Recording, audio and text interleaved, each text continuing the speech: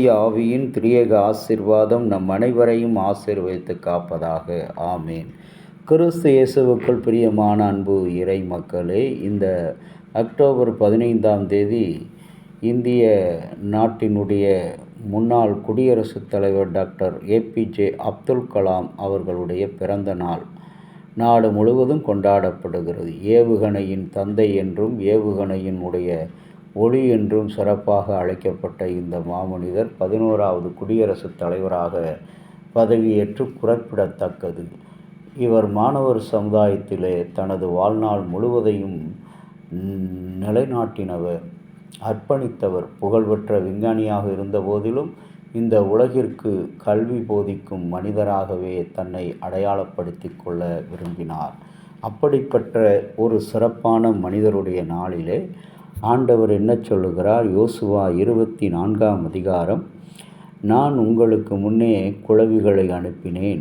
24ஆம் அதிகாரம் 12வது வசனம், அவைகள் எமோரியரின் 2 ராஜாக்களை உங்களுக்கு முன்பாக துரத்திவிட்டது. அவர்களை துரத்தினது உங்கள் பட்டயமும் அல்ல, உங்கள் வில்லும் அல்ல. கிறிஸ்துவுக்குள் பிரியமான இறை மக்களே, ஆண்டவராகிய கர்த்தர் சொல்கிறார், பலத்தினாலும் அல்ல, பராக்கிரமத்தினாலும் அல்ல, என்னுடைய ஆவியினாலே ஆகும். இன்றைக்கு இந்த இஸ்ரவேல் மக்களை அந்த எமோரிய அரசர்களை துரத்தும் பொழுது ஆண்டவர் குளவிகளை வைத்து துரத்தினார். 2 ராஜாக்களையும் அழித்தார். இந்த எமோரியர்கள் யார் என்று பார்க்கும்போது இவர்கள் பண்டைய காலத்து மத்திய கிழக்கு பகுதியை சார்ந்தவர்கள். மத்திய செமிட்டிக் இனம் என்று அழைக்கப்படக்கூடிய அந்த இனத்தை சார்ந்தவர்கள் என்றும் பழைய அக்காடியன் சுமேரியா நாட்காட்டிகளிலே நூல்களிலே இவர்களை குறிக்கப்பட்டிருக்கிறது. இவர்கள் கானான் தேசத்தில் வசித்தவர்கள் என்று திருமறை சொல்கிறது. எமோரியர் குறித்து பார்க்கும்போது எமோரியர் யூப்ரட்டிஸ் நைல் நதிகளுக்கு இடைப்பட்ட பகுதியிலே வாழ்ந்தவர்கள். எபிரேய கானான் தேசத்தை எபிரேயர் கைப்பற்றும் முன்பாக இவர்கள் அங்கு வாழ்ந்து வந்தனர். வசித்து வந்தவர்கள்தான் எமோரியர்கள் என்று குறிப்பிடப்பட்டது. இவர்களுக்கு மற்றும் ஒரு பெயர் அமோரியா என்று அழைக்கப்படுகிறார்கள். எமோரிய அரசை எசேக்கியேல் புஸ்தகம் 16ஆம் அதிகாரம் 2-3 வசனங்கள், உன் தாய் ஏத்தியனாகி என்று சொல்லப்படுகிற ஒரு காரியம். தீர்க்க தரிசன பேரழிவு பெண்ணுக்கு வந்த ஒரு உபச்சார பெண்ணாக இந்த எமோரியரை அழிவுக்குரிய சந்ததியாக கடவுள் வெளிப்படுத்தின விசேஷம் 17-18 பகுதிகளிலே பார்க்கிறோம். அன்பு இறை மக்களே, கடவுள் பட்டயத்தாலோ ஈட்டியினாலோ ரட்சிக்கிறவர் அல்ல, மீட்கிறவர் அல்ல. உங்களுடைய இன்றைக்கு மனிதன் என்ன நினைக்கின்றான்? என்னிடத்தில் ஆயுதங்கள் இருக்கிறது. என்னிடத்தில் ஆயுதம் என்று சொல்லும்போது அதிகாரம், பதவி, பணம் என்ற ஒரு ஆயுதம், இவற்றை ஜாதி என்ற ஒரு பேராயுதம், இவற்றை வைத்து இந்த உலகத்தை நமக்கு கீழாக, காலுக்கு கீழாக அடிமைப்படுத்தி விடலாம் என்று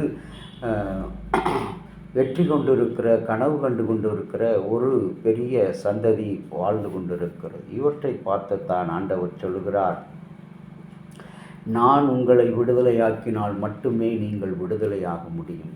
உங்களுடைய பட்டயத்தாலோ, உங்களுடைய ஈட்டியினாலோ, உங்களுடைய அறிவினாலோ, உங்களுடைய பணத்தினாலோ, உங்களுடைய அரசியல் அதிகார பலத்தினாலோ, ஜாதிய உயர்வினாலோ நீங்கள் மீட்பை அடைய முடியாது என்று ஆணித்தரமாக சொல்கிறார். இன்றைக்கு ஆண்டவர் அந்த 2 ராஜாக்களையும், எமோரிய 2 ராஜாக்களின் குளவியை துரத்தி குளவிகளை அனுப்பி அவர்களை கொண்டு விட்டார். இன்றைக்கும் கூட அன்பான இறை மக்களே, நம்முடைய அந்த வெற்றிகள் எங்கு இருக்கிறது? நம்முடைய மீட்பு எங்கு இருக்கிறது? நம்முடைய பாதுகாப்பு எங்கு இருக்கிறது? தண்ணீரில் மூழ்கும் நபர் தன்னுடைய முயற்சியை கைவிட்டு விட்டால் அவனால் விடுதலை பெற முடியாது, அவனால் வெற்றி அடைய முடியாது. ஆகவே தான் இது நமக்கும் பொருந்தக்கூடிய கிறிஸ்தவ வாழ்க்கையில் நாம் ரட்சிக்கப்படும்படியான வாழ்க்கைக்கு இது பொருந்தக்கூடிய ஒரு காரியமாக இருக்கிறது. நம்முடைய சுய முயற்சியினாலே நாம் மீட்பை அடைய முடியாது. கடவுளே, நீர் எனக்கு உதவி செய்யும், நான் எழும்புவேன், நான் விழுந்தாலும் எழுந்திருப்பேன் என்று சொல்லி ஆண்டவருடைய கரத்தில் விசுவாசத்தோடு நம்மை ஒப்பு கொடுக்கும் பொழுது அன்பு தேவனுடைய பிள்ளைகளே, ஏசாயா 53:4 மெய்யாகவே மெய்யாகவே அவர் நம்முடைய பாடுகளை ஏற்றுக்கொண்டு நம்முடைய துக்கங்களை சுமந்தார், நாமோ தேவனால் அடிபட்டு வாதிக்கப்பட்டு சிறுமைப்பட்டவன் என்று எண்ணினோம் என்று ஏசாயா 53:4 சொல்கிறார்.